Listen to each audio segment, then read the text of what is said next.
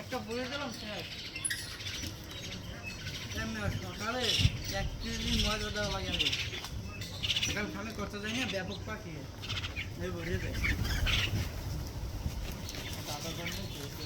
না আজকে সকালে খাওয়ান দেওয়া নাই বৃষ্টি পড়ছিল যে সময় খাওয়ান পরে আবার সকাল ধরে পটা খাইতে দেওয়া লাগে